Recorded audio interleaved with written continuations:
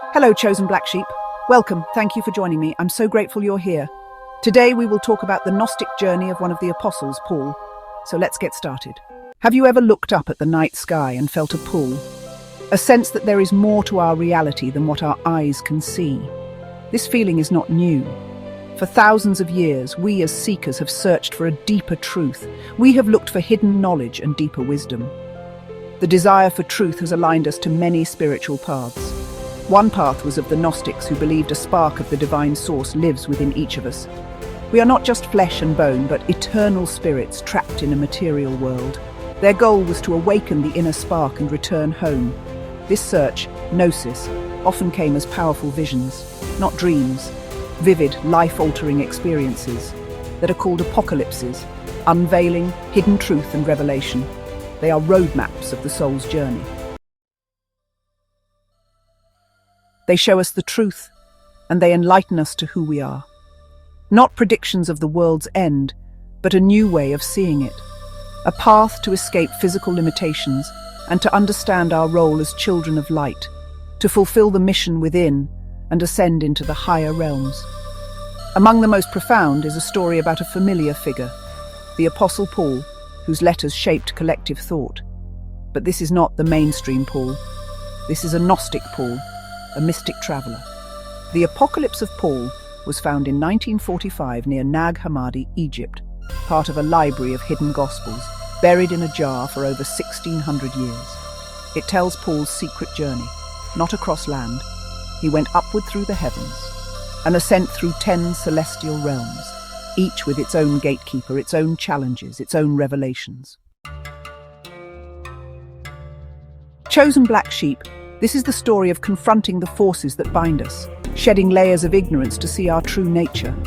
What if this ancient story holds a key to unlock potential light, dormant within you right now? What if Paul's journey is a metaphor for a journey we are all invited to take? Today, we walk that path with him. We ascend through the heavens and ask, who are we? The journey begins not with a grand announcement, but in a moment of quiet contemplation. Paul finds himself on a mountain, his spirit lifted from his body. He is caught up in a vision. He hints at this in his canonical letters when he speaks of a man caught up to the third heaven. But here, in this Gnostic account, the details are clear enough for us to see. A little child appears before him, a spiritual guide. This is not an ordinary child, a symbol of innocence, of pure spirit. A guide who can navigate the treacherous realms that lie ahead.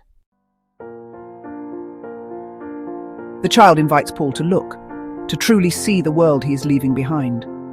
Paul looks down and sees the chaos of the material world. He sees humanity lost in conflict and confusion. He sees the struggles, the suffering that define earthly existence.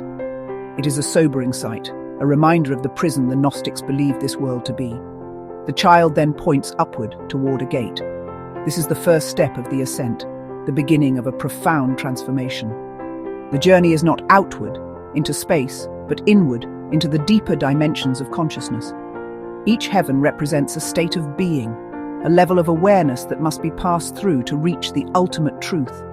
The path is fraught with cosmic gatekeepers, celestial tax collectors. These gatekeepers are not physical monsters, they are symbolic forces.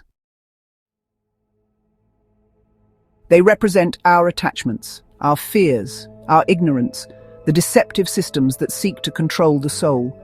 They are the personification of everything that weighs us down and prevents us from realizing our divine origin. To pass them, one cannot use force. One must possess the secret knowledge, the gnosis. This knowledge is a password, a recognition of one's true spiritual identity. It is the understanding that the soul does not belong to these lower realms or their rulers. It is a declaration of freedom from the cosmic prison. The Apocalypse of Paul is therefore more than a story. It is a spiritual training manual. It teaches the reader how to prepare for this ultimate journey.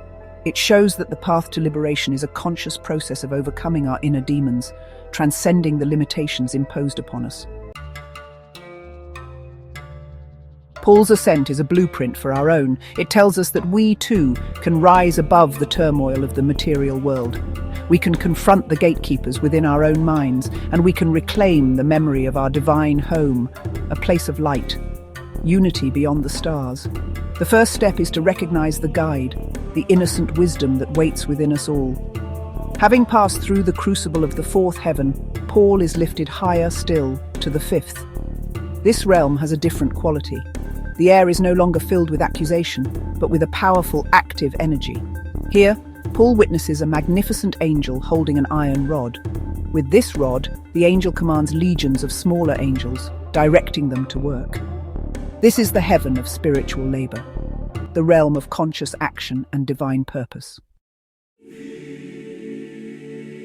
This great angel is the angel of deeds. The work here is never boring. It is the work of harvesting souls. Angels gather the fruit of the righteous from the earth, carrying it up toward the divine. A powerful metaphor, the spiritual harvest. It suggests that our righteous actions, our moments of compassion, our soul-seeking wisdom do not go unnoticed. They are collected and valued in higher realms. The fifth heaven confirms that a life of spiritual intention has cosmic significance. The journey now takes Paul into celestial air. As he enters the sixth heaven, a profound change occurs. A great light shines down upon him, illuminating the sixth heaven, illuminating all the heavens below it. This light is a premonition, a taste of the divine glory that awaits. The sixth heaven is a realm of illumination. It is the stage where the seeker begins to perceive the unified source of all things. Upon passing through the seventh gate, Paul enters the eighth heaven, known in Gnostic thought as the Ogdoad. This is a realm beyond the planetary spheres, a place of stillness and true knowing. Here, the Holy Spirit that has guided him finally reveals its true nature. It is no longer a little child. It transforms, and Paul is able to see it for what it is. He greets his spiritual companions, his fellow Gnostics, who have completed their own journeys. This is the realm of the redeemed, the community of enlightened souls who have escaped the cycle of reincarnation. And then, Paul's own spirit is transformed. He becomes like them. This is the ultimate goal of the Gnostic path, not to worship a distant god, but to become a being of light oneself, for you have the divine spark of source inside yourself. Chosen black sheep, this is the life-changing secret of the apocalypse of Paul. You are not a sinner seeking a distant salvation. You are a divine being remembering who you are. If this struck a chord within you, please like, share and subscribe, and now seek these things inside yourselves. And remember, I love you. Until next time.